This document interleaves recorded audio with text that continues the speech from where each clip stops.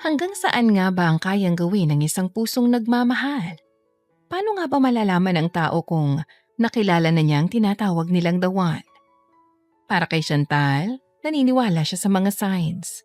Mga signs na nagtuturo sa nag-iisang lalaki na nakatakda para sa kanya. Iba rin talagang ganda natin, no? Ikaw lang ang nag-iisang tindera ng tilapia rito sa palengke na may namumukod tanging ganda, Chantal. Natatawang angil ang isang babae sa kanyang kaibigan. Huwag mo nga akong binubola, Aya. Ang aga-aga binubuisit mo na naman ako. Ang init naman agad ng ulo mo. Wala pa kasi akong nabibenta eh. Humalakhak ng tawa si Aya para mas lalong asarin ang kaibigan. Isang patunay lang yan na kahit anong ganda mo, wala pa rin talagang bibili sa tilapia mo. Anong tilapia ba yung tinutukoy mo, ha? Etong mga paninda mo, syempre, binibenta mo ba yung tilapiyang nakadikit yun sa katawan mo? Saglit na napaisip si Chantal dahil sa sinabi ng kanyang kaibigan. Nang mapagtanto niya kung ano ang tinutukoy nito, ay mabilis siyang kumuha ng isda sa palangganang malapit sa kanya at agad niyang binato sa babae. Buisit ka talaga, napaisip pa ako kung ano yung tilapiyang nakadikit sa katawan ko. Hoy, wag mong ibato yung mga isda, sayang naman oh. Sa hindi inaasahang pagkakataon ay may lalaking dumaan sa likod ni Aya na sa kasamaang palad ay tinamaan ng isdang binato ni Chantal. Mabilis na nabalot ng takot ang dalaga nang makita niyang seryoso ang mukha ng lalaki. Hindi rin siya maaring magkamali dahil kilalang kilala niya ang lalaking ito. Sorry hindi ko sinasadya. Ganito na ba talaga ang paraan ng pagbibenta ng isda ngayon? Kunot noong tanong ng lalaki. Di mo naman sinabi agad sa akin. Nakapagdala sana ako ng sarili kong lagayan para saluhin ang ibabato mo. Sorry na nga. Kailangan ba talagang maging sarkastiko ka pa? Para sa isang taong humihingi ng paumanhin, may lakas ka pa ng loob na magtaray ha?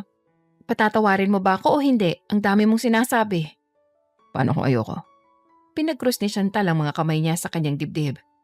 At ano naman ang gusto mong gawin ko para mapatawad mo ko, Aber? Ibenta mo sa akin ang tilapia mo. Ganun lang kadali. Ayun ang dami pa dun sa palanggana. Ilan ba gusto mo? Ngumisi ang lalaki pagkatapos ay saka naglakad palapit sa dalaga. Hindi yan ang tilapia ang tinutukoy ko. Ha? Ano? Tumungo ang lalaki para inguso ang direksyon sa pagitan ng mga hita ni Chantal. Nang mapagtanto ng dalaga kung ano ang tinutukoy nito ay mabilis itong lumayo. Napangiwi pa siya pagkatapos ay saka mabilis na kumuha ng isda para ibato sa lalaki. Bastos ka! Manyakis, bastos! Teka, Ray, sandali lang. Huy, Chantal, anong ginagawa mo? Hindi ba siya yung nag-iisang suki ng tilapia mo? Wala akong pakialam, bastos yung lalaking yan. Itigil mo na yan, okay? Nasasayang yung mga isda eh. Babayaran niya lahat yan. Wow, sinadya mong ibato sa akin ng mga isda? Dahil gusto mong bayaran ko yung mga to? Sana sinabi mo na lang na gusto mong ipabili sa akin ng mga to. Tumahimik ka ha? Hindi ako nakikipagbiruan sa'yo. Natawa na lang ang lalaki bago niya isa-isang pinulot ang mga isda na nagkalat sa sahig. Binibiro lang kita, Chantal. Hindi mo namang alam magalit na sobra. Mukha ba akong nakikipagbiruan? Okay, sige. I'm sorry, okay? Biglang natulala ang dalaga nang marinig ang paghingi ng paumanhin ng lalaki. Ano? Ikaw? Humingi ng tawad? Bakit parang gulat na gulat ka? Wala. Bilisan mo na lang. Bumili ka na ng mga isda para makaalis ka na. Tumalikod si Chantal at saka inasikaso ang mga paninda niya. Ramdam na ramdam niya ang pagtitig sa kanya ng lalaki ngunit pilit niyang binaliwala yon. Sa tagal nang bumibili ng lalaki sa kanya, hindi niya maitatanggi sa kanyang sarili na nagugustuhan na niya ito. Gwapo, makisig at mukhang mayaman. Kahit sinong babae mahuhulog sa ganitong klaseng lalaki. May dalaw ka ba, Chantal? Pabulong na tanong ni Aya. Ha? Ano ba sinasabi mo dyan? Parang kanina lang halos umusok na sa galit yung ilong mo tapos ngayon parang kinikilig ka na. Umamin ka nga sa akin, nag-a-addict ka ba? Hoy, hindi isa pa. Wala akong alam sa sinasabi mo no. Pinipilit ko lang maging masaya para maging maayos ang araw ko kahit nakakabuisit na kayong dalawa. Bibiling ko mga to. Tinuro ng lalaki ang mga tilapia na nasa isang palanggana. Lahat to. Lahat? Oo. Sigurado ka ba? Ano naman ang gagawin mo sa ganyang kadaming tilapia? Iluluto, malamang. Angil ni Aya sa kanyang kaibigan. Napangiwi na lang si Chantal ngunit agad rin naman niyang inasikaso ang mga tilapia para linisan. Palihim siyang sumusulyap ng tingin sa lalaki habang abala siya sa kanyang ginagawa. Nang mga sandaling yun pa lamang niya napagtanto na hanggang ngayon ay hindi pa rin niya alam kung ano ang pangalan nito. 5,700 for lahat. Sambit ni Chantal nang matapos niyang kwentahin ang biniling isda ng lalaki. Thanks. Teka, sandali. Nangunot ang noon ng lalaki dahil sa pagpigil sa kanya ng dalaga. May kailangan ka pa. Anong pangalan mo? Bakit gusto mo malaman? Ilang buwan ka na rin kasi simula nang magpabalik-balik ka rin sa pwesto ko para bumili ng isda. Pero hanggang ngayon hindi ko pa rin alam yung pangalan mo. I see. Akala ko dahil interesado ka sa akin eh. Bakit naman ako magkaka-interes sa'yo, Aber? Bahagyang natawa ang lalaki nang makita niyang pagkainis ni Chantal. I'm Bryce. Okay. Nice to meet you. So ulitin. Kumindat pa ang lalaki bago ito tuluyang naglakad paalis. Napamaang na lamang ang dalaga habang pilit kinakalma ang kanyang sarili dahil sa biglaang pagbilis ng tibok ng kanyang puso. Sunod-sunod pa siyang napabuntong hininga at pilit niyang inabala ang kanyang sarili. Ano kayang ginagawa ng lalaking yun sa mga binibili niyang isda, no? Biruin mo yun, lagpas 5,000 ang halaga ng binili niya. Sigurado akong ilang kilo rin yun. Hindi ko na itanong.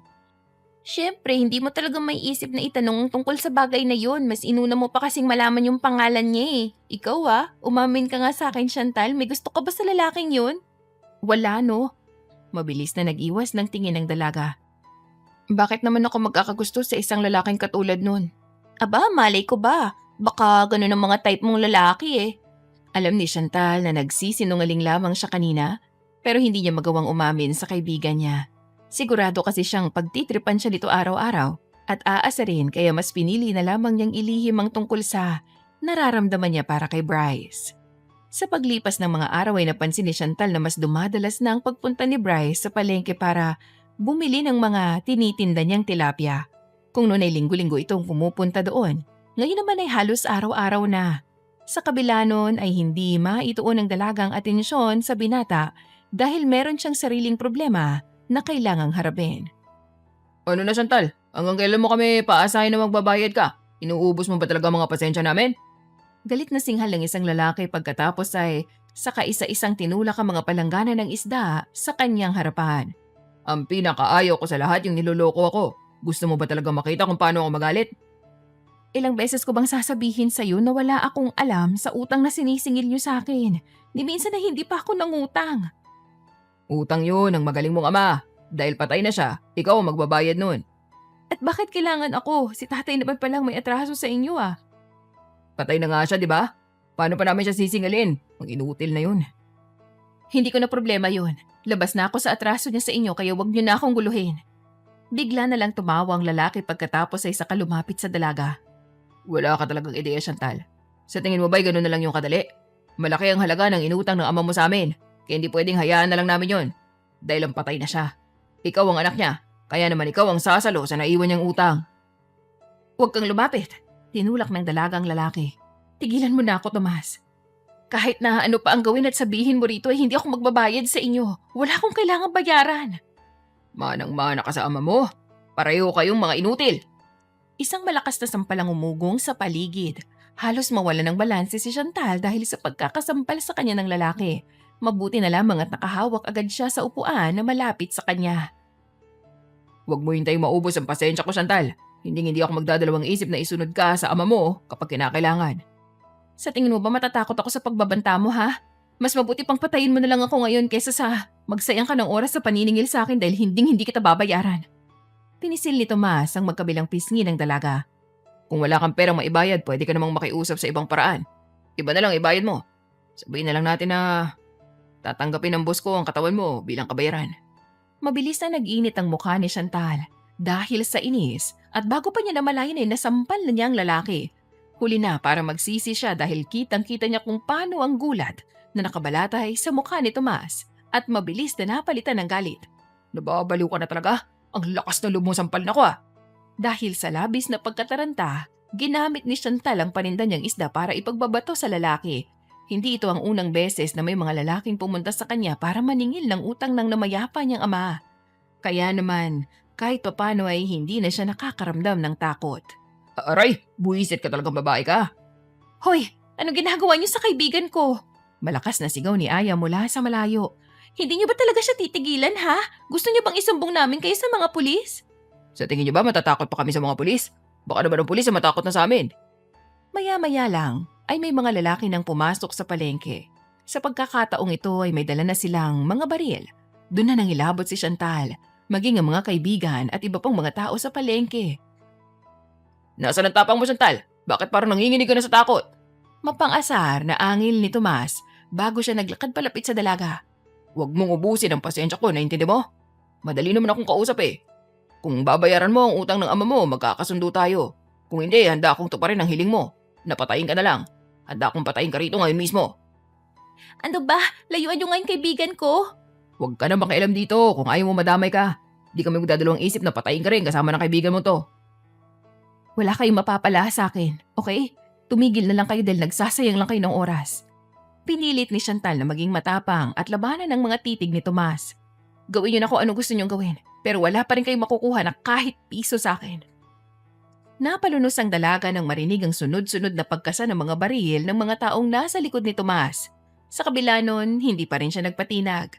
Alam niyang wala siyang ginawang mali. At hanggang kamatayan ay paninindigan at ipaglalaban niya yon. Anong kaguluhan to? Biglang tanong ng isang lalaking kararating lang. Ang tingin ng lahat ng tao ay natuon sa lalaking nagtanong. Mababa ka sa mukha ni Tomas at ng mga lalaking nasa likod niya ang labis na pagkagulat. Para bang nawala ang angas nila kanina at unti-unti yung napalitan ng pagkataranta at pagkaaligaga. Bryce, anong ginagawa mo rito? Nauutal na tanong ni Tomas. Kayong dapat tinatanong ko yan. Anong ginagawa niyo rito? Nabaling ang tingin ng binata kay Chantal. Nananakot na naman ba kayo ng mga taong walang kalaban-laban? Di ba talaga kayo magbabago? Huwag ka nalang makialam dito. Paano kung ayoko? Anong ibig mo sabihin? Ang babaeng ginugulo nyo, ang nag-iisang taong binibilang ko ng isda sa palengking to. Kapag may nangyaring masama sa kanya, wala akong mabibilan. At hindi ko pwedeng hayaang mangyari yon. Napamaang ang lalaki. Yan ba talaga ang dahilan mo? Ibang klase ka talaga mag-isip. Kung aalis kayo rito ngayon na matiwasay, kakalimutan ko tong ginawa nyo. Kung magpupumilit kayo, di ako magdadalawang isip na patulang kayo. Ikaw mamili, Tomas. Masyado ka pa rin mayabang. Sino ka pa sa akala mo Bakit di mo itanong sa boss mo? Kilalang kilala niya ako. Isang grupo na namang mga kalalakihan ang pumasok sa palengke at agad na nagkumpulan naman sa likod ni Bryce. Matalim ang tingin nila sa isa't isa na para bang anumang oras ay magkakaroon ng isang madugong gulo sa pagitan nila. Di pa to tapos, Chantal. Babalikan kita. Nagbabantang singhal ni Tomas sa dalaga. Sa tingin ko, di na mangyayari yan. Dahil kapag bumalik ka pa rito para guluhin ang babaeng yan, ako na mismo makakalaban mo. Pinoprotektan mo ang babaeng yan? Parang gano'n na nga. Ayoko mawala ng supplier ng isda eh. Ang klaseng dahilan naman yan. Sa tingin mo ba mayroong maniniwala sa'yo? Isa kang hangal. Umalis ka na. Kung aalis ka. Huwag ka na maraming sinasabi dyan. Nauubos ang oras ko dahil sa mga walang kakwenta-kwenta mong litanya. Labag man sa loob ni Tomas ay padabog siyang naglakad paalis habang nakasunod naman sa kanyang mga lalaking kasama niya. Doon pa lamang nakahinga ng maluwag sina Chantal at Aya. Ang bungakala nila'y magkakagulo na kaya naman naghahanda na silang tumakas at tumakbo. Ayos ka na ba? Tanong ni Bryce sa dalaga. Sinaktan ka ba ng lalaking yun? Sabihin mo lang sa akin Akong bahala sa kanila. Hindi naman. Ayos lang ako. Sigurado ka ba? Namumula yung pisngi mo Naglakad ang binata palapit kay Chantal at marahan niyang hinaplos ang pisngi nito. Sinampal ka niya. Tama ba ako? Ayos lang ako. Hindi mo kailangan mag-alala. Ramdam ng dalagang pag-init ng katawan at mukha niya dahil sa ginawa ni Bryce. Halos magkarambola na rin ang dibdib niya dahil sa sobrang bilis ng tibok ng puso niya. Sa kabila ng mga taong nakatingin sa gawin nila, tanging sa binata lamang nakatuon ang atensyon ni Chantal. Maya-maya lang ay nabaling ang tingin niya sa mga taong nakapwesto kanina sa likod ng binata. At dun siya nabalik sa realidad. Sino ka ba talaga? Wala sa sariling tanong ni Chantal. Sang matamis na ngiti ang umukit sa mga labi ni Bryce. Sabihin na lang nating isa ako sa mga taong di mo gugustuhin makabangga. At ano naman ang ibig sabihin nun?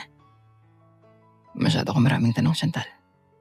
Mas makakabuti kung di mo malalaman ng mga bagay na wala namang kinalaman sa'yo. Naglakad ang binata palayo at saka hinarap ang mga tauhan niya. Oy, kayo dyan. Pulutin niyo yung mga nagkalat na isda. Linisin niyo yan. Sayang ang mga yan. Mabilis na kumilos ang mga tauhan ni Bryce. Hindi pa rin makapaniwala si Chantal sa nangyari kanina. Ngunit mabilis na baling ang atensyon niya sa pag-aasikaso ng mga paninda niya. Ni hindi nga niya napansin ang paglipas ng oras. Hindi rin siya nakaramdam ng pagod dahil na rin sa tulong ng mga tauhan ng binata. Hindi naging madali para kay Chantal ang mga sumunod na araw. Dahil sa nangyari nung nakaraan, hindi na nawala ang takot at pangamba sa kanya. Lalo pat alam niyang anumang araw ay maaring bumalik sina Tomas para guluhin siya. Sa kabila nun, nariyan naman si Aya na umaagapay sa kanya at nariyan din si Bryce na mas naging madalas pa ang pagpunta sa tindahan niya.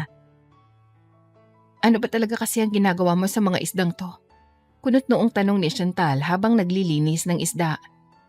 Bakit gusto mo malaman? Nagtataka lang kasi ako. Noon, linggo-linggo ka kung bumili at talaga namang napakarami. Ngayon ay halos araw-araw na at ganun pa rin kadami ang mga binibili mo. Anong ginagawa mo sa mga isda na to? Ngumisi si Bryce. Walaan mo na lang. Ikaw na bahala kung anong gusto mong isipin. Anong klaseng sagot naman yan? Wala akong obligasyong ipaliwanag sa'yo ang kahit anong kilos na gawin ko. Saglit na natahimik ang dalaga. Sa bagay. Sorry. It's okay. Naintindihan ko na nagtataka ka at gusto mong malaman ng mga ganitong bagay. Pero sana maintindihan mo rin kung bakit hindi ako nagsasabi ng kung ano-ano sa kung sino tungkol sa akin o sa mga ginagawa ko. Oo. Naiintindihan ko.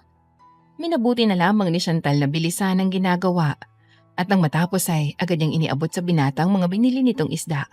Gusto pa sana niyang magtanong kay Bryce, ngunit mas pinili na lamang niyang itikom ang kanyang bibig. Base sa naging reaksyon at sagot nito kanina, batid ng dalaga na may mga bagay itong tinatago at hindi na dapat pang sabihin sa iba. Salamat ha. So ulitin. Teka sandali. May gusto pa sana akong itanong. Okay lang ba? Basta't hindi personal. Bakit mas madalas ka nang bumili ng isda ngayon? Para mas madalas kitang makita. Nanlaki ang mga mata ni Chantal dahil sa diretsang sagot ng binata. Ha? Ang sarap mo talagang titigan kapag nagugulat o natataranta ka. Natawa si Bryce. Mauna na ako May kailangan pa kasi akong daanan Napasa po ang dalaga sa dibdib niya habang pinanood niyang maglakad palayo ang binata. Habang tumatagal ay mas lalo lamang siyang nahuhulog kay Bryce. Wala siyang magawa para pigilin yun. Malawak ang ngiti ng binata habang naglalakad siya papunta sa kotse niya na nakaparada sa di kalayuan. Hindi pa man siya tuluyang nakakalayo mula sa palengke nang marinig niya ang sigawan na nanggaling sa loob. Sa isang iglap, umugong ang malakas na sunod-sunod na putok ng baril na mas naging dahilan para mas lalong magkagulo ang mga tao sa paligid. Chantal! Wala sa sariling bulalas ni Bryce bago siya tumakbo pabalik sa loob ng palengke.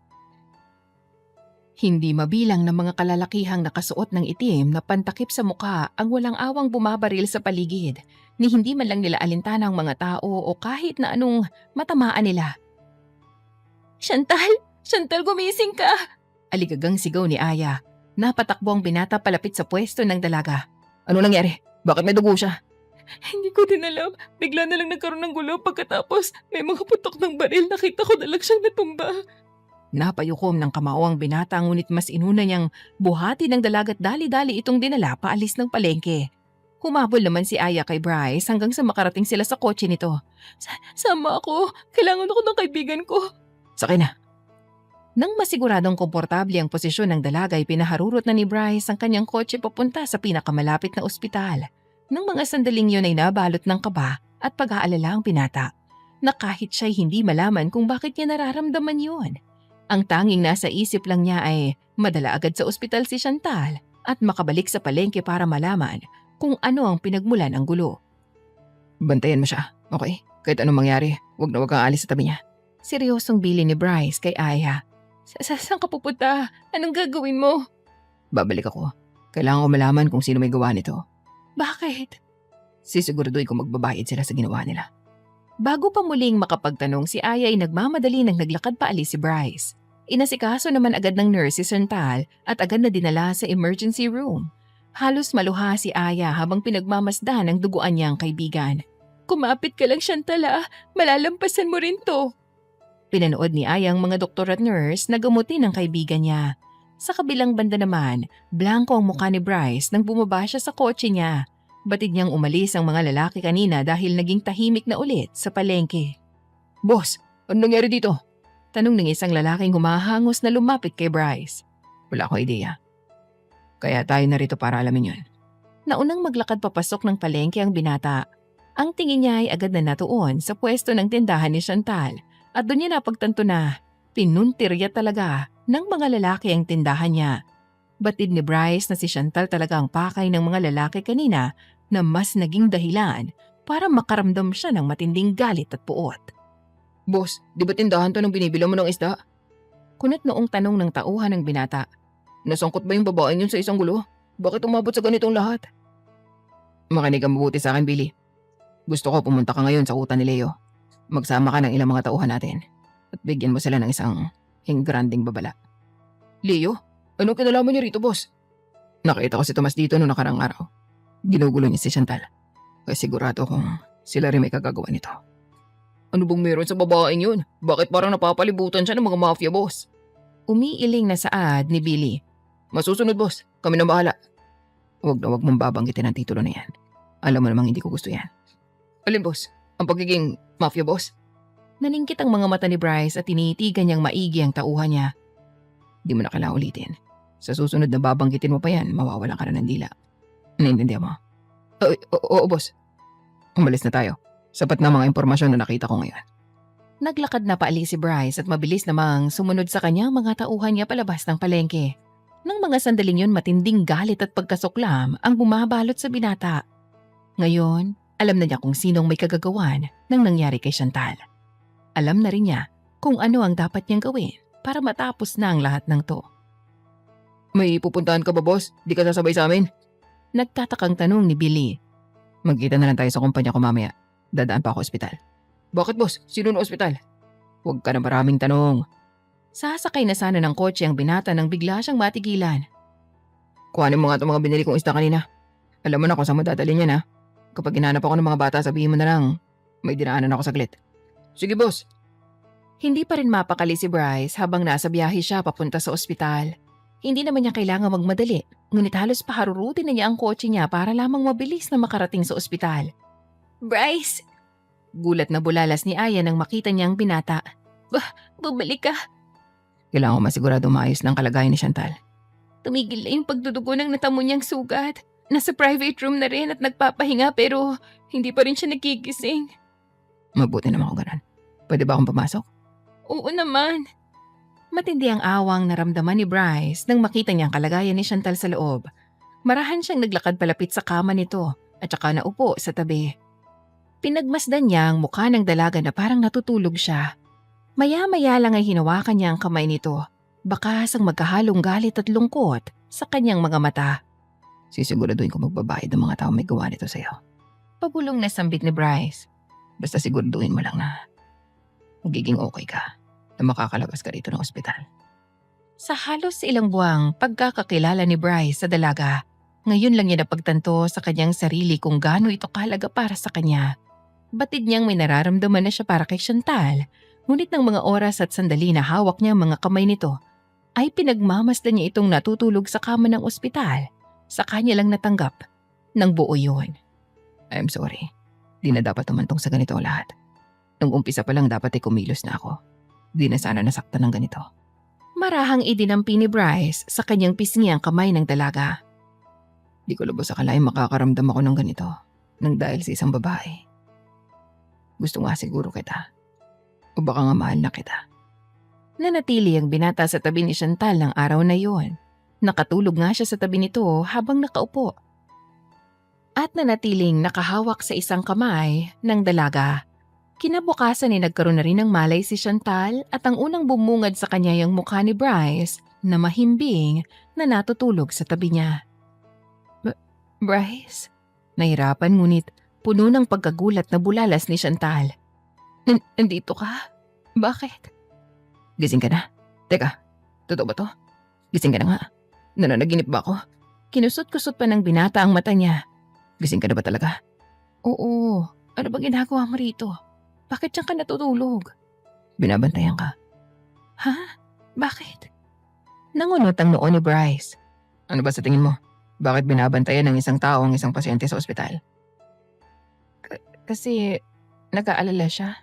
Napamaang ang dalaga kasabay ng panlalaki ng kanyang mga mata. Ikaw? Nag-aalala ka sa akin? Malamang. Sino ba namang hindi? Nakita na lang kitang nakabulagta at duguan. Ano sa tingin mo mararamdaman ko? Magtatatalon dahil sa tuwa? Gusto mo bang hilahin ko yung dila mo? Nagtatanong ako ng maayos Napakapilosopo mo. Mukhang okay ka na nga. Nagagawa mo na ulit magtaray na para bang di ka nabaril. Natahimik si Chantal nang mabalik sa alaala niya ang nangyari. Ramdam pa rin niya ang sakit sa kanyang tagiliran dahil sa natamo niya. Hindi niya lubos akalaing mababaril siya dahil sa buong akala niya sa mga teleserye lang nangyayari ang mga yon. Naalala mo ba yung nangyari? Naging seryoso ang tinig ni Bryce habang pinagmamasdan niyang maigi ang dalaga. Sabihin mo sa akin lahat. Kailangan ko malaman. Bakit? Para alam ko kung gaano katindi ang igaganti ko sa kanila. Ano bang ibig mong sabihin? Kilala mo ba sila? Sigurado akong sino to masama yan. Paano mo naman nalaman? Nakatakip ang mga mukha nila. Bumalik ako sa palengke para tingnan na nangyari doon. Nakita kong pinuruhan nila ang tindahan mo. Ibig sabihin, ikaw talagang pakay nila. Si Tomas lang naman ang gumulo sa'yo nitong nakaraan, di ba? Ano ba talagang atraso mo sa kanila? Wala akong atraso sa kanila. Pero ang tatay ko meron. Pero dahil patay na siya, ako naman ngayon ang kinukulit nila. Kinuwento ni Chantal ang lahat ng detalye at tahimik lamang na nakinig ang binata. Hindi mapigilan ng dalaga ang makaramdam ng galit dahil sa mga nangyayari sa kanya ngayon. Ang buong akala niya ay magiging tahimik at maayos ang buhay niya simula nang magkaroon siya ng pwesto sa palengke. Ngunit nagkamali pala siya. Di ka ligtas ngayon, Chantal. Mas makakabuti kung hindi ka na muna magtinda sa palengke. Paano naman ako mabubuhay kung titigil ako sa pagtitinda, Aber? Sumama ka sa akin. Tumira ka sa bahay ko. Baliw ka ba? Di kung gusto mo, bayaran mo na lang sila Tomas para tigilan ka na nila. Kung may pera lang ako, matagal ko nang ginawa yun para matahimik sila. Gusto mo bang tulungan kita? Napatingin si Chantal sa binata. Malaking halaga ang atraso ni tatay sa mga taong yun. Bakit mo naman ako tutulungan? Walang problema sa akin ng pera. Pero, meron akong gustong kapalit. At ano naman yun? Ang tilapia mo. Hindi pa ba sapat yung tilapia ang araw-araw mong binibili? Ano ba talagang ginagawa mo sa mga yun? Hindi yun ang tinutukoy ko eh. Ngumisi si Bryce pagkatapos ay sa kanya inilapit ang mukha niya sa tenga ng dalaga. Gusto kong bilhin yung tilapia mo at bumuo tayo ng anak. Nanlaki ang mga mata ni Chantal dahil sa kanyang narinig. Anak? Bakit naman ako papayag? Huwag na lang. Wala naman akong balak na bayaran ng mga taong yun. Kaya hindi ko kailangan ng tulong mo. Kung hindi mo sila babayaran, di ka rin nila titigilan. Hindi lang yun ang kaya nilang gawin. Mas malala pa rin ang pwede nilang gawin kapag naubos ang pasensya nila. Wala akong pakialam. Mas gugustuhin ko pa yun kaysa magpaanak sa'yo. Kung wala ka talagang balak magbayad sa kanila, mas mabuti pang sumama ka na lang sa akin. Tumira ka sa bahay ko. Para saan? Delikado ang buhay mo, Chantal. Gusto kong masigurado na hindi na ito mauulit. Di ko nahayaang malagay ka sa panganib. At mas magiging madali ang pagbabantay ko sa'yo kung nakatira tayo sa isang bahay kasama ko. Napabuntong hininga ang dalaga. Pagkatapos ay saka siya napatungo. Bakit mo ba ginagawa to? Ikaw ang nagligtas sa akin kahapon. Ngayon naman, gusto mo pa akong tulungan.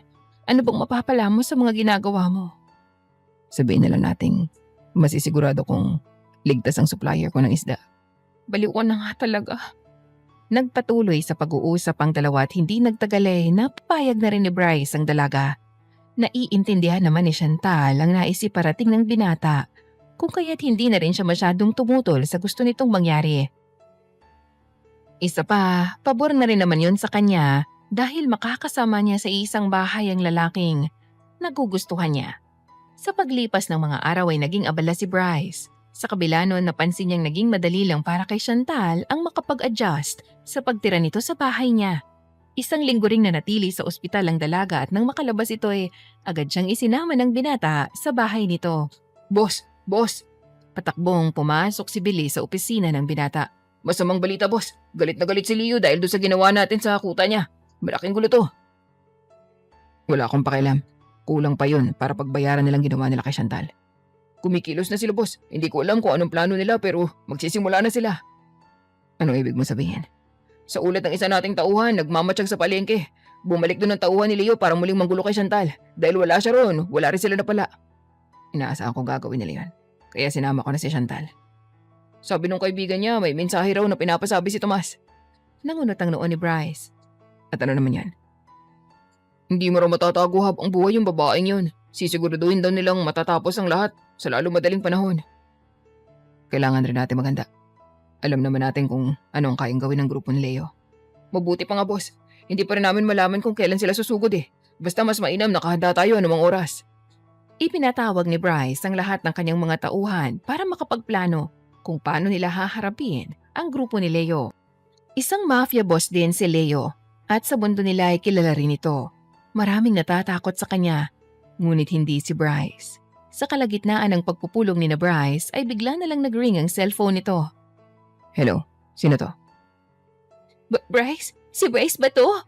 Nagsalubong ang mga kilay nang makilala niya ang boses sa kabilang linya.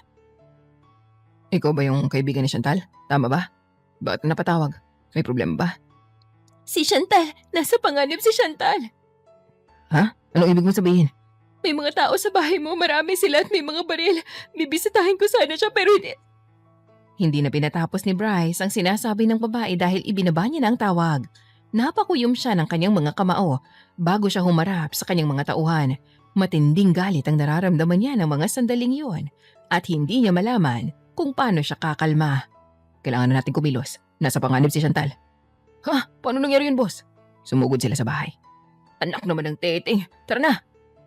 Isa-isang naglabasan ng mga tauhan ni Bryce at siya ang pinakahuling umalis sa kanyang opisina. Nang makalabas siya sa kanyang kumpanya, ay lumapit sa kanya si Billy para iabot ang isang baril. Hindi na sila nagsayang ng oras at agad na sumakay sa kani-kanilang mga sasakyan at tinahak ang daan papunta sa bahay ng binata. Sa kabilang banda naman ay halos magkalat sa buong bahay ang mga basag na salamin dahil sa pagsabog kanina. Mabuti na lang at nagawa pang makapagtago ni Chantal at makatawag kay Aya para makahingi ng tulong. Anong kailangan niyo? Hindi niyo ba talaga ako titigilan? Pasigaw na tanong ng dalaga mula sa pinagtataguan niya. Kung nagkasundo lang tayo noon simula pa lang, baka hindi na tayo mabot sa ganito. At sisihin mo yan si Bryce. Diyan siya nagpalala sa gulo na to. Ano bang ibig mong sabihin? Di mo ba alam? Bigla na lang tumawa si Tomas. Sinira ng magaling na lalaking yun ang kuta namin at pinagbabantaan pa kami. At ano naman ang kinalaman ko riyan? Ikaw ang dahilan kung bakit niya ginawa yun.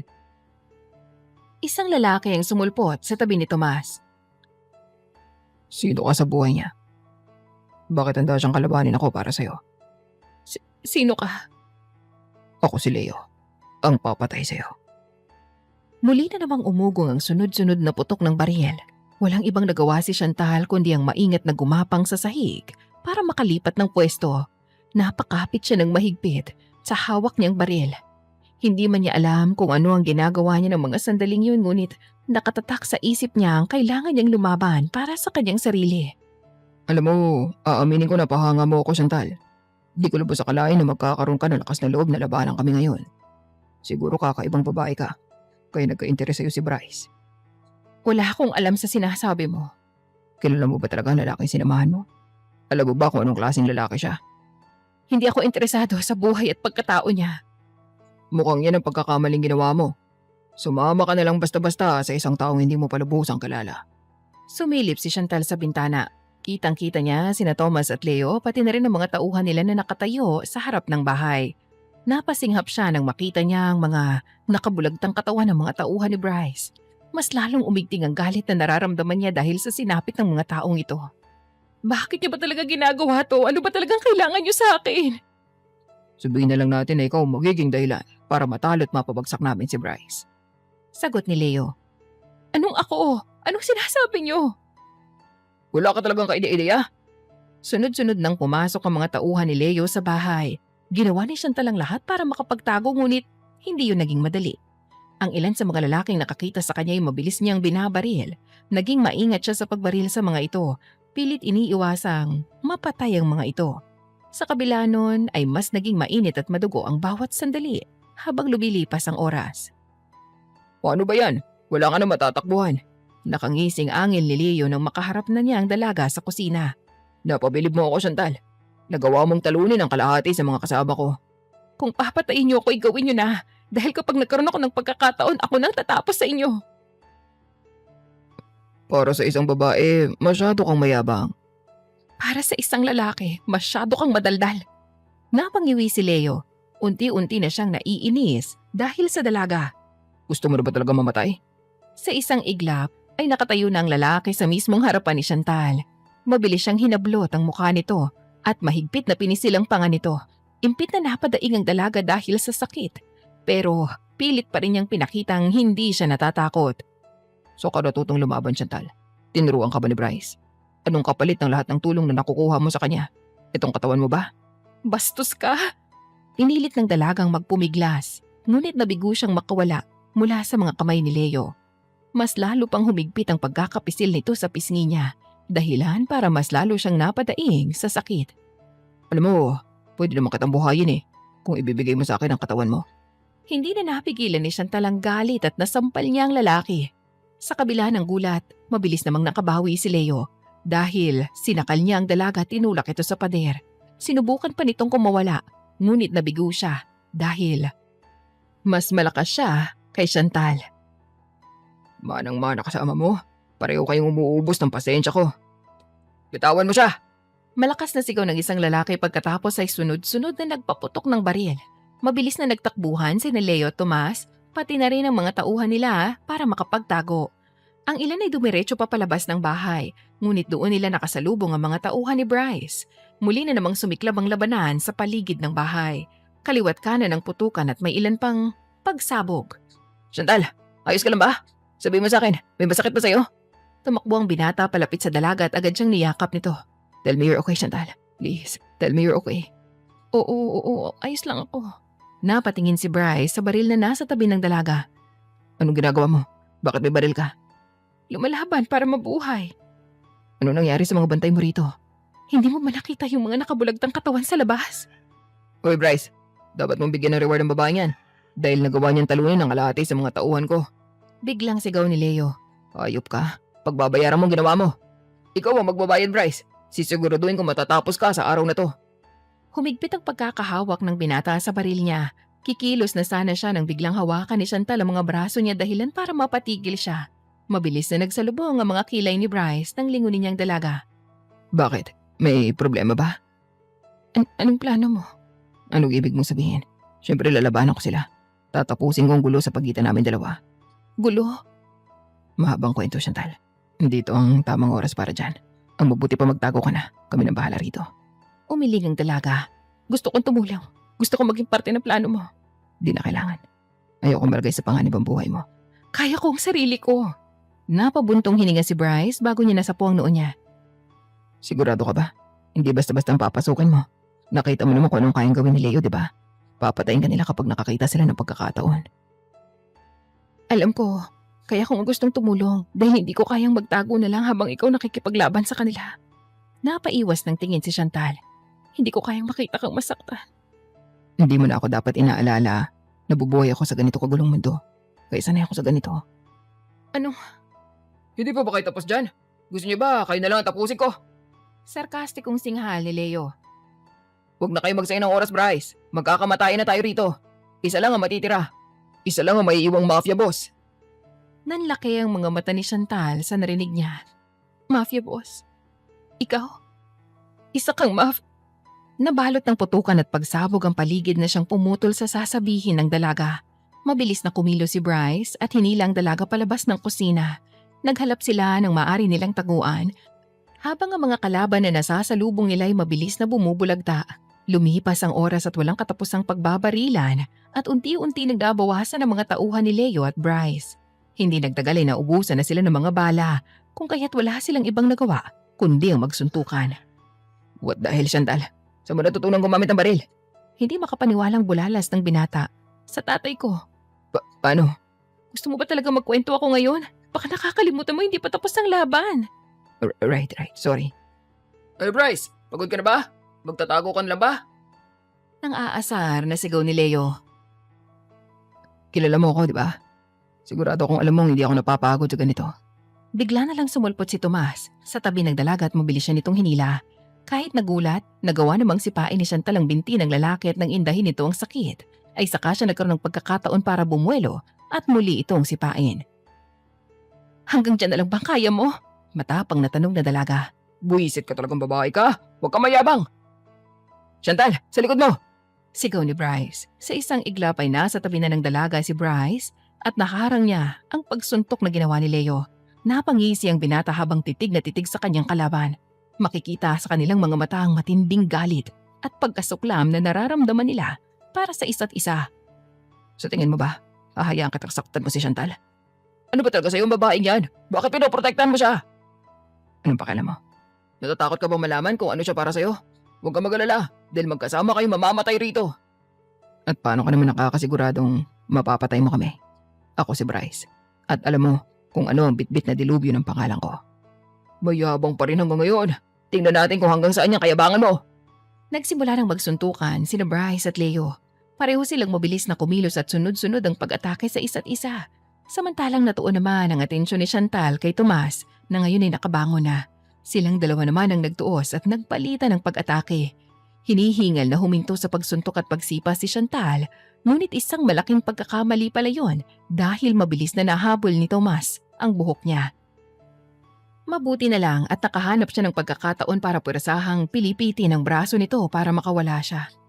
Wala ka na bang igagaling pa? Nangaasar na tanong ng dalaga. Eto na ba yung pinagmamayabang mo sa akin nun? Hindi man lang ako kinabahan. Manahimik ka! Sinugod ni Tomas ang dalaga ngunit sinalubong na naman siya nito.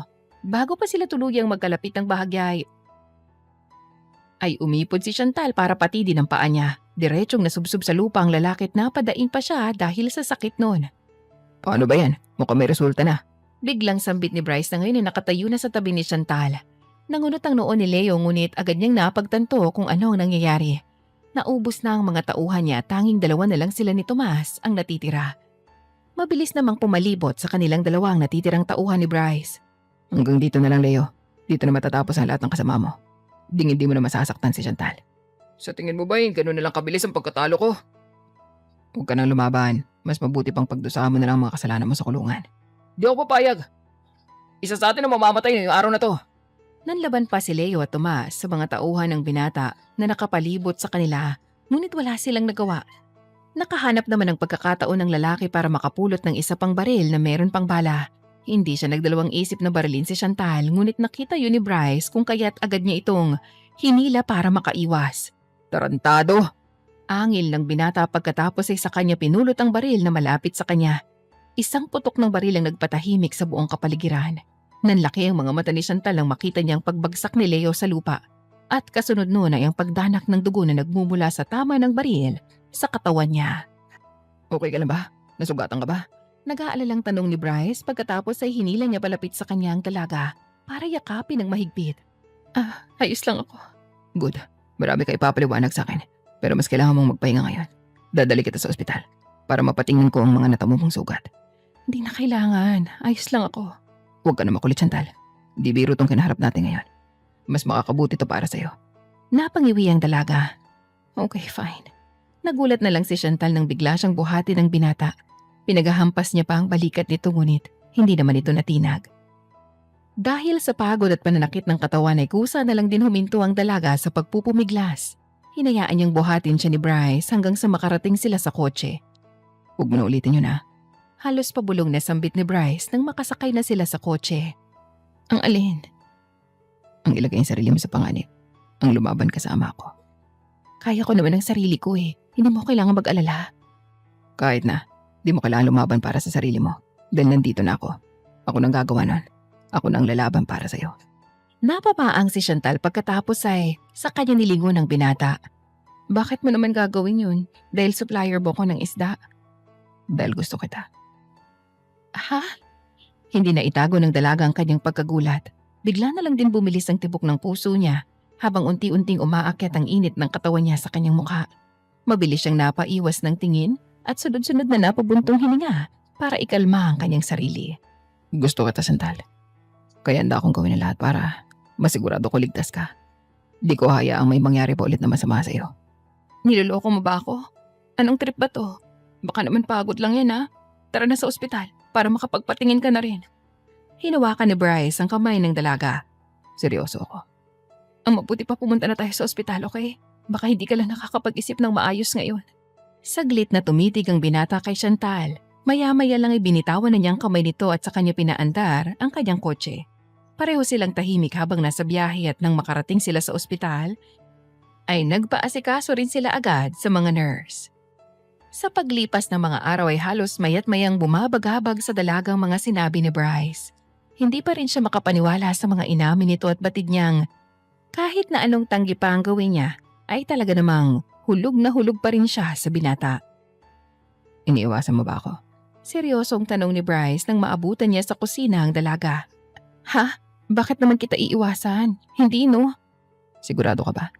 Naglakad ang binata palapit kay Chantal. Ilang araw ko na napapansin ang ginagawa mo Di ka makakapagsinungaling sa akin. Wala akong alam sa sinasabi mo. Huwag kang lalapit. Lumayo ka sa akin. Bakit? Natatakot ka sa akin? Wala namang dahilan para matakot ako sa iyo, no? Nanlaki ang mga mata ng dalaga nang maramdaman niya ang isang kamay ni Bryce na marahang humahaplos sa liig niya. Mabilis siyang napaiwas ng tingin, ngunit isang malaking pagkakamali yon dahil naging pagkakataon yun ng binata para ilapit ang kanyang muka sa liig ni Chantal. Anong ginagawa mo? Hoy, lumayo ka. Sinabi ko naman sa'yo na gusto kita, diba? Ngayong alam mo na ang nararamdaman ko para sa'yo. Wala na akong dahilan para pigilan ang sarili ko. Ha? Anong ibig mong sabihin? Imbis na sumagot, hinalikan ni Bryce ang liig ng dalaga na siyang naging dahilan para mapapikit ito. Hindi na rin napigilan ni Chantal ang impit na mapadaing dahil sa kakaibang init at sensasyong dulot ng ginagawa ng binata sa kanya. Maya-maya lang ay hinapit ni Bryce ang bewang ng dalaga para mas lalong magkalapit ang mga katawan nila. Wala ka bang sasabihin sa akin? Pabulong na tanong ng binata. Wala. Di mo ba ako patitigilin sa ginagawa ko? Napalunok si Chantal at hindi niya nagawang makasagot. Dahil doon ay nagpatuloy naman si Bryce sa paghalik sa liig niya hanggang sa marating niya ang panga nito. Bahagya siyang lumayo dahilan para magtama ang kanilang mga tingin ni Chantal. Kusa na lang naglapit ang kanilang muka at pareho silang napapikit ng maglapat ang kanilang mga labi. Nagsimula na ring maglakbay ang kanilang mga kamay sa kani-kanilang katawan. Are you sure about this? Pwede ko pang tumanggi habang may oras pa. Sunod-sunod na huminga ng malalim si Bryce. You're driving me crazy, Chantal. Di ko alam hanggang kailan ako makakapagpigil. Go ahead. Anong ibig mong sabihin? Gusto mo ako, di ba? Oo naman. Gusto rin kita, Bryce. At handa akong ibigay sa iyong lahat. Pati katawan at kaluluwa ko. Napakagat sa pangibabang labi ang binata ngunit hindi rin siya masyadong nagsayang ng oras. Muli niyang siniil ng halik ang dalaga at sa pagkakataong yun ay mas malalim at mas mapusok na yon. Nagsimula na rin silang maglakad kahit patuloy na naghahalikan. Hindi naging madali para sa kanilang dalawang makarating sa kwarto. Ngunit nang makapasok sila ay agad silang dumiretso sa kama. Huwag mong pagsisihan tong gagawin natin, Chantal. Nagsusumamong sambit ni Bryce. Wala akong dapat pagsisihan. Simula ngayon, sa'yo na ako. Sa'yo lang ako. Naging mainit at mapusok ang mga sandali sa pagitan ni Chantal at Bryce. Napuno ng ungol at daing ang kanilang kwarto hanggang sa marating nila ang rurok ng kaligayahan. Pareho silang hinihingal habang nakahiga sa kama nang matapos sila. May hindi ka pa sinasabi sa akin. Biglang sambit ni Bryce. Ano yun? Tungkol sa nangyari noong nakaraan. Paano ka natutong gumamit ng baril? Bakit ang galing mo makipaglaban? Bahagyang bumangon ng dalaga pagkatapos ay saka siya humiga sa dibdib ni Bryce. Tinuruan ako ng tatay ko noon. Ang sabi niya sa akin, kailangan daw marunong akong lumaban para hindi ako mapahamak. Bakit? Nabubuhay ako noon na hinahabol ako ng mga taong gustong magtangka sa amin dahil sa mga naging utang ng tatay ko. Bata pa lang ko, wala na kaming ibang ginawa kundi magtago at tumakbo eh. Nang magdalaga ako, sa kanya ako tinuruan gumamit ng baril at makipaglaban. Anong klaseng tao ba ang tatay mo? Bakit ganun na naging buhay niyo? Sabihin na lang natin na hindi siya mabuting tao pero hindi rin naman siya masama. Namatay ang nanay ko nang ipanganak niya ako. Dahil sa hirap ng buhay, walang ibang malapitan si tatay. Kaya naman napilitan siya kumapit sa patalim. Nabaon siya sa utang dahil sa mga sindikatong nilapitan niya. Hinaplos ni Bryce ang buhok ng dalaga pagkatapos ay niyakap niya ito ng mahigpit. Di mo na kailangang magtago at tumakbo. Di mo na kailangan lumaban, okay? Nandito na ako. Akong bahala sa'yo. Gusto mo ba talaga ako? Kailan pa? Wala mo. Matagal na no. Kaya ka siguro laging bumabalik sa tindahan ko sa palengke. Natawa naman ang binata. Ikaw lang naman ang manhid. Di ka malang makaramdam. Huwag mo sabihin sa akin na iyan din ang dahilan kaya dumadalas ang pagpunta mo sa tindahan ko. Nope. Nung makita ko sina Thomas sa tindahan mo noon, ay alam ko na malalagay sa panganib ang buhay mo. Lalo na't hindi ka rin naman nagpapatinag sa kanila. Kilala ko sila. At alam kong kaya nilang gawin sa'yo. Para makasigurado kung walang mangyayaring masama sa'yo, kinailangan kong pumunta sa tindahan mo ng mas madalas. Thank you. Nakunot ang noo ni Bryce. Para saan? Para sa lahat ng naitulong mo sa akin. Wala yon. Bigla na lang bumangon si Chantal at diretso niyang tinitigan ng binata. May hindi pa pala ako na itatanong. Ano naman yan? Anong ginagawa mo sa mga isdang binibili mo sa akin? Binibigay ko sa mga ampunan na sinusuportahan ko. Bahay ampunan? Tumango si Bryce at saka siya bumangon para maupo. Lumaki akong ulila. Malapit ang loob ko sa mga bata sa ampunan. Kaya naman nang magkaroon ako ng pagkakataon, ginawa ko na lahat para masuportahan sila. Kaya pala. May problema ba? Bakit parang di ka naniniwala? Hindi naman sa ganun. Nagulat lang ako kasi nga 'di ba? Isa kang mafia boss. Totoo ba talaga 'yun? Oo. Kung gusto mo makasigurado, pwede mo rin pagtanong. Bakit? Bakit pinili mong maging mafia boss? Hindi ko naman to pinili. Nagulat na lang ako. Ako na ang tinuturing nilang isang mafia boss. Ang alam ko ay masama ang mga mafia boss eh. Bakit parang hindi ka naman ganun? Sabihin na lang natin na may kabutihan akong ginagawa para matakpan ang mga kasamaang ginagawa ko. Napatitig si Chantal sa binata. Hindi niya napigilang makaramdam ng takot dahil sa sinabi nito. Kung ganun, masamang tao ka rin. Parang ganun na nga. Hinawakan ni Bryce ang kamay ng dalaga at tinitigan niya itong mabuti. Tatanungin na kita ngayon pa lang. Gusto kita. Gusto mo rin ako, di ba? Matatanggap mo ba ang pagkatao kong to? Di ako mabuting tao. Pero masasabi ko rin naman na di rin ako masama. Alam kong may dahilan kung bakit mo ginagawa ang mga bagay na yan. Naiintindihan kita at wala ako sa lugar na husgahan ka. Gusto kita, Bryce. Lokohin ko man ang isip ko, hindi ko naman maluloko ang puso ko. Tanggap ko kung ano ka at kung sino ka man. Sigurado ka ba? Alam kong hindi mo ako sasaktan. May tiwala ako sa'yo. Pero mapanganib ang mundong ginagalawan ko. Di ko maipapangako na magiging tahimik at masaya lagi ang pagsasama natin. Wala akong pakialam. Ilang beses ko bang sasabihin sa'yo na kaya ko ang sarili ko? Kung kinakailangan kong lumusob ng sandamakmak na kalaban para lang manatili sa tabi mo, gagawin ko. Natawa ang binata. Okay, fine. I love you. I love you too. Hinalikan ni Bryce ang labi ng dalaga at sa ikalawang pagkakataon ay pinagsaluhan nila ang isa pang mainit na sandali. Masyado nang naging maraming nangyari ngunit ang laman ng isip ni Chantal ay ang nararamdaman niya para sa binata. Hindi niya lubos akalaing magiging ganito ang ugnayan nila ni Bryce. Ngunit wala siyang pinagsisisihan sa lahat ng mga nangyari. Walang paglagyan ng tuwang nararamdaman ni Chantal sa mga sumunod na araw. Magkasama sila ni Bryce na nakatira sa bagong bahay na binili nito. Pero nagtitinda pa rin siya ng isda sa palengke para may pagkaabalahan siya. Hoy Chantal, bakit nagtitinda ka pa rin dito sa palengke? Ang sarap-sarap na ng buhay mo kasama si Bryce ah. Nagtatakang tanong ni Aya na kadadating lang. Wala akong magawa sa bahay niya eh. Wow, kung ako yan lalasapin ko talaga lahat. Hayaan mo na ako, okay? Ito na nga lang ang pinagkakaabalahan ko. Isa pa, masaya ako sa ginagawa ko. At hindi ko rin kayang basta bitawan na lang to, no? Kamusta ka naman? Ang tagal na kitang hindi nakita ah. Ayos naman. Masaya ako. Ay sus, ang yabang-yabang mo na. Ha? Ano ba sinasabi mo? Palibhasa may Bryce ka na sa buhay mo eh. Ewan ko sa'yo. Nagpatuloy sa pag-aasara ng magkaibigan hanggang sa lumipas ang oras. Napuno ng tensyon ang paligid nang bigla na lang may pumasok ng mga lalaking nakasuot ng helmet at agad na dumiretso sa pwesto ni Chantal. Sino kayo? Anong kailangan nyo? Aligagang tanong ni Aya. Hoy, bitawan niyo yung kaibigan ko. Sumama ka na lang sa amin kung ayaw mo masaktan. Ha? Teka lang, Aray. Chantal, lumaban ka. Huli na ang lahat para makakilos at makapanlaban pa ang dalaga. 3 lalaki na agad ang humawak sa kanya at sapilitan siyang hinila palabas ng palengke.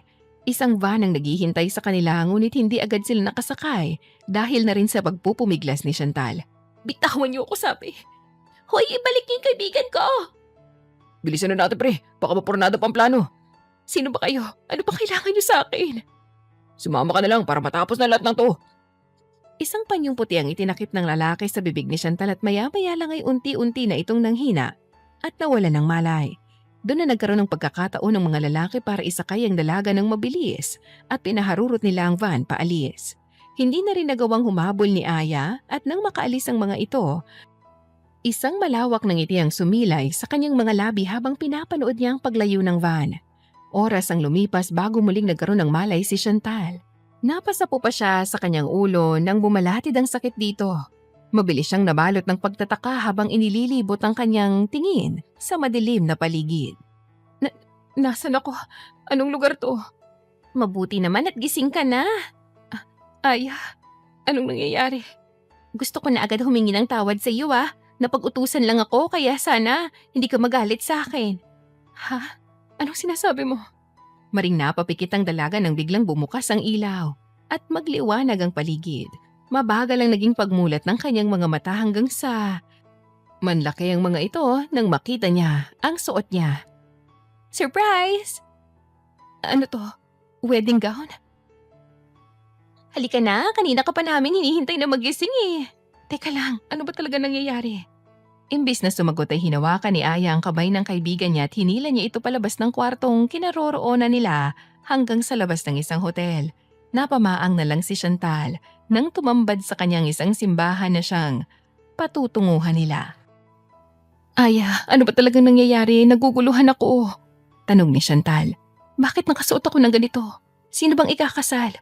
Bakit hindi niyo man lang sinabi sa akin? Ang dami-dami mo namang tanong, girl. Eto na Diyan ka lang muna Masasagutin lahat ng tanong mo na yan.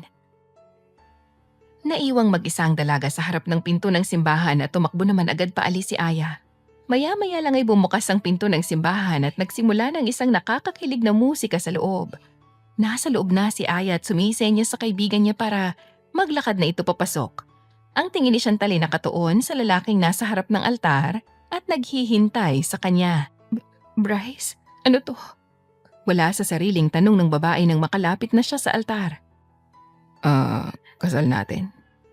Ha? Tayo? Magpapakasal? Natawa ang lalaki.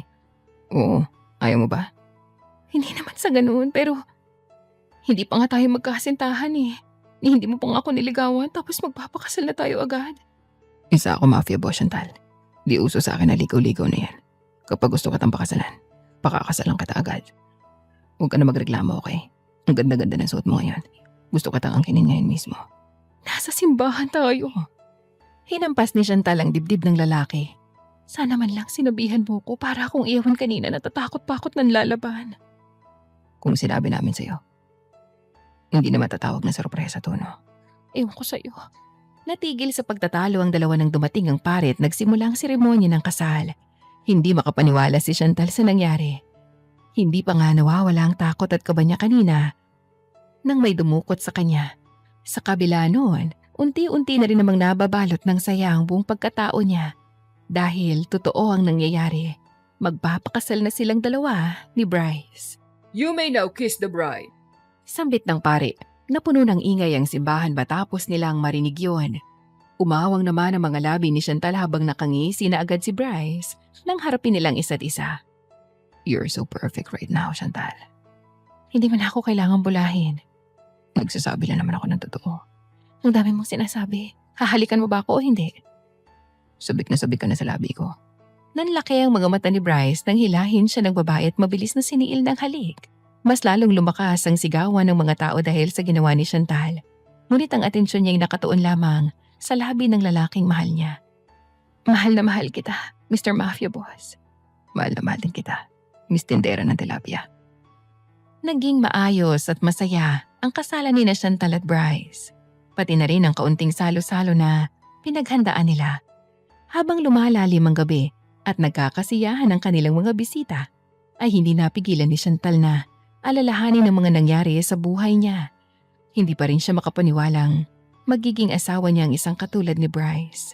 Ngunit nagpapasalamat siya dahil pinagtagpo sila ng tadhana.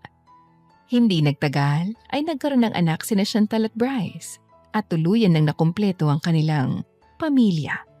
Wala na silang ibang mahihiling pa dahil sa bawat araw na lumilipas ay nagiging matibay at matatag ang pagsasama nilang dalawa.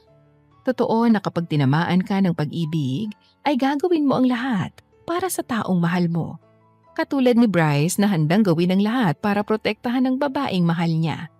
At ni Chantal na handang tanggapin ang buong pagkatao ng lalaking mahal niya. Ang kwento ng pagmamahalan nila ay isang patunay na magagawa ng kahit na sino ang kahit na ano para sa taong mahal nila. At yun ay dahil mahal din nila ang isa't isa. Dear listeners, dito na po nagwawakas ang isa na namang napakagandang kwento ng pagmamahalan ni Chantal at ni Bryce. Maraming salamat po sa patuloy na pagsuporta at pagtangkilik sa mga kwento ng Dear Celine. At naway makasama namin ulit kayo sa mas marami pang kwento.